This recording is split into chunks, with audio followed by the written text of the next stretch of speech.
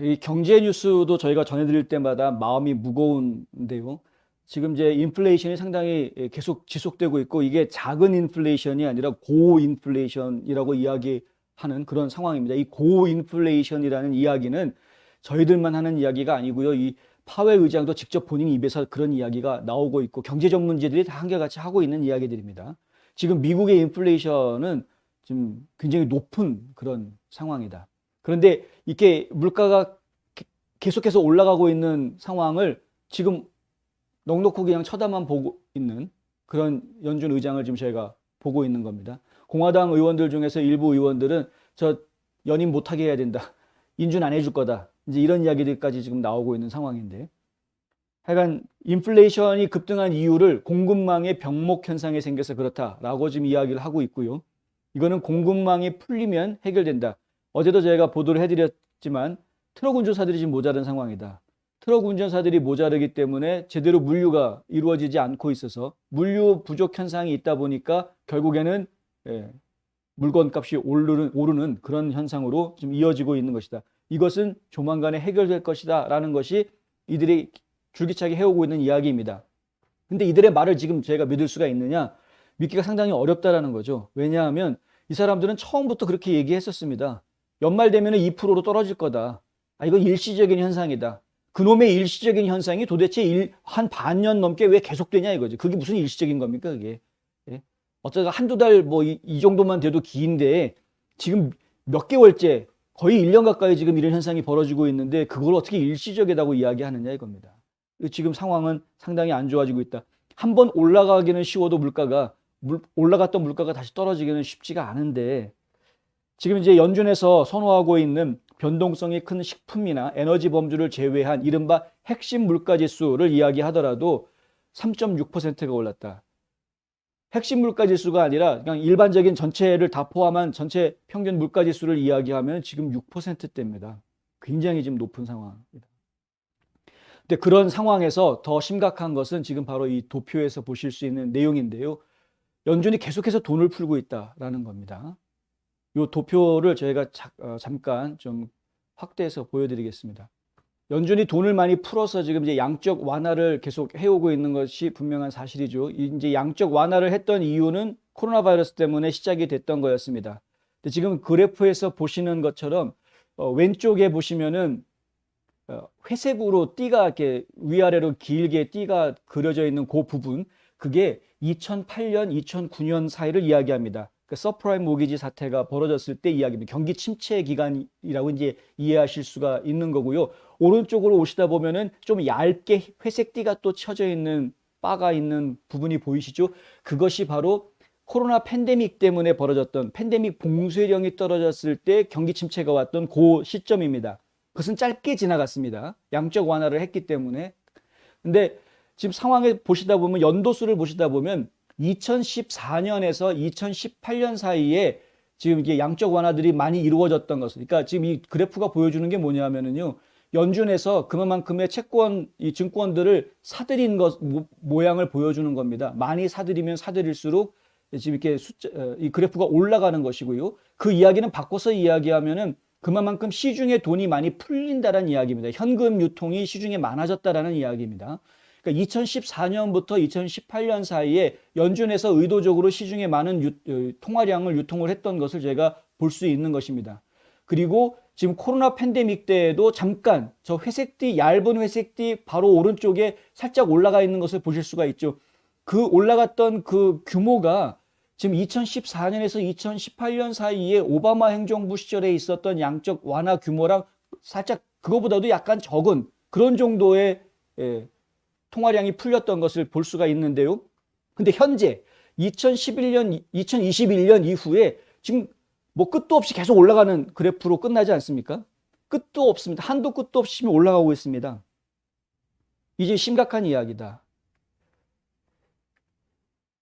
이 마지막 부분 이렇게 여기 한도 끝도 없이 지금 올라가고 있는 이 부분이 지금 오바마 행정부 시절에 양적 완화했던 거에 비하면 지금 거의 뭐 3배, 4배 되는 지금 상황에까지 와 있는 이런 상황인데 여기에서 지금 민주당은 3조 5천억 달러 지출 예산 풀겠다 그러고 1조 2천억 달러 인프라 해가지고 거의 뭐 4조 7천억 불, 한 5조 달러 정도를 그냥 돈을 풀자, 더 풀자, 앞으로 더 풀자, 지금 이러고 있는 상황인 겁니다. 미친 거죠, 미친 거. 저희가 볼 때는 미친 겁니다. 이거 감당 못 합니다, 나중에 가면.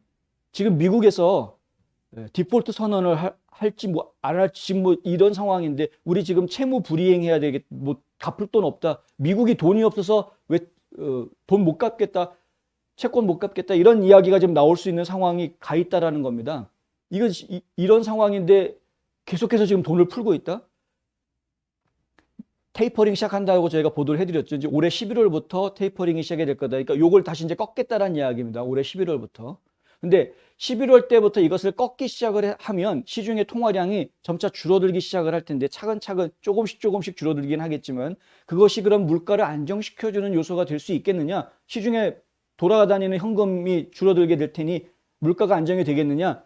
미안한 얘기지만 안 될 것 같다라는 게 전문가들의 의견입니다. 왜냐하면 지금 넘쳐나기 때문에 어차피 지금도 시중에 돈을 놓을 데가 없어가지고 다시 연준에다 갖다가 돈을 맡기는 이런 상황입니다. 그러니까 연준에서 돈을 풀어놓는데 그 돈을 자기네들이 감당이 안 돼가지고 다시 그걸 연준에다가 맡기는 이런 상황이 지금 와 있다라는 거죠. 그래서 결국에는 현재 물가 상승률은 시중에 풀려져 있는 양적 완화 그 이유가 아닌 또 다른 이유다라고 이제 보는 분들이 많은 것입니다. 연준에서도 그래서 결국 공급망 병목 때문에 그런 거다.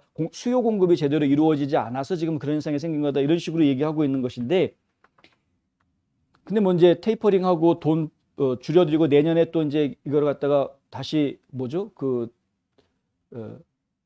기준금리 올리기 시작하고 뭐 이제 이런 식으로 가게 될 경우에 그것이 또 하나의 또 다른 경기 침체로 이루어져서 인플레이션은 인플레이션대로 계속 올라가고 경기 침체가 현상이 나타나면서 이게 스태그플레이션이 나오는 것 아니냐라고 우려하시는 분들이 있다는 것이죠.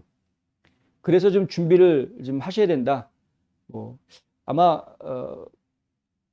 비트코인 같은 그런 이제 코인 종류에 관심이 있으셔서 투자하시는 분들이라든가 아니면 이제 금이나 은 같은 그런 이제 안전자산에 관심이 있으셔서 투자해 오셨던 분들은 지금 현재 돌아가고 있는 상황에 어떻게 대처해야 되겠구나라는 아이디어들이 있으실 수 있을 것 같습니다만은.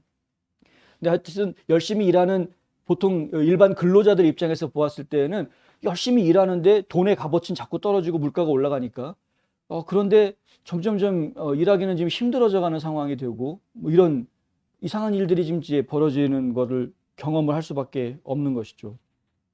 지금 연방 정부 그리고 민주당 쪽에서는 이것을 전부 다 지금 부채 상한제 탓으로 돌리고 있습니다.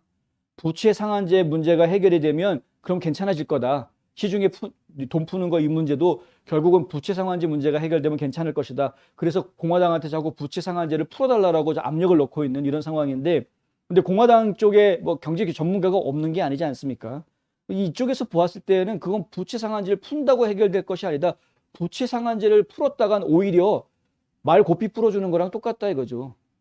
미친 말을 고삐를 풀어주면 무슨 일이 벌어지겠느냐.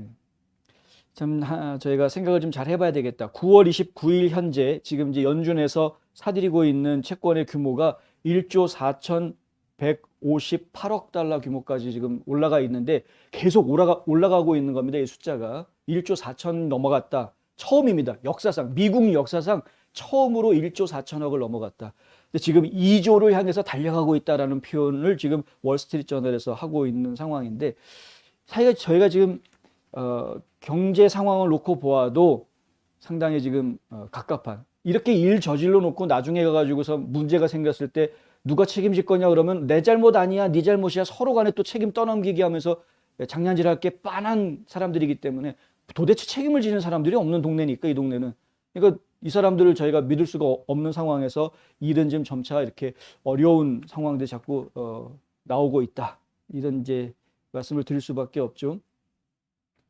지난주 연준에서 이틀간 정책회의가 있었습니다. 9월달 정기적으로 하던 FOMC 회의가 있었는데 FOMC 회의 끝나고 난 다음에 이 정책회의 끝에 나온 이 발표 내용들을 정리를 하면 18명의 이 공무원들이 절반은 2022년 말까지 금리를 인상할 것으로 예상한다. 이렇게 이야기를 했고 6월에 인상될 거다. 7명의 공무원들이 이제 그렇게 이야기했습니다. 2023년 6월경에 인상이 될 거다. 금리 인상이 저희가 볼 때는 이제 내년 말쯤이면 내년 말이면은 금리 인상이 이제 시작이 될 것이다. 이것은 연준에서도 좀 충분히 이야기하고 있는 것이고 올 11월부터 당장 2달밖에 안 남았습니다.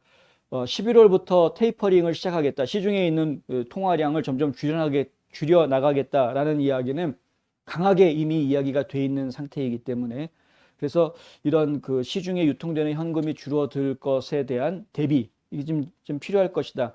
그리고 물가가 올라가는 현상은 단기간 안에 해결되지 않을 것 같다. 지금 현재 이야기되고 있는 것으로 보아서는 적어도 올해는 계속 물가가 올라갈 것으로 보인다. 저희가 지금 각오를 좀 해야 되는 상황이 될 것 같습니다. 그렇다고 어디 투자할 때도 마땅치 않고 그런데 물가는 계속 오르고 열심히 돈을 벌어봤자 돈의 가치가 떨어지고 이거 참 갑갑하기 끝이 없는 상황. 이런 뉴스를 전해드리게 돼서 정말 죄송합니다만 하여간 미래를 좀 준비해 알고 닥치면 그러면은 대책을 세울 수라도 있으니까 준비하시기 바랍니다.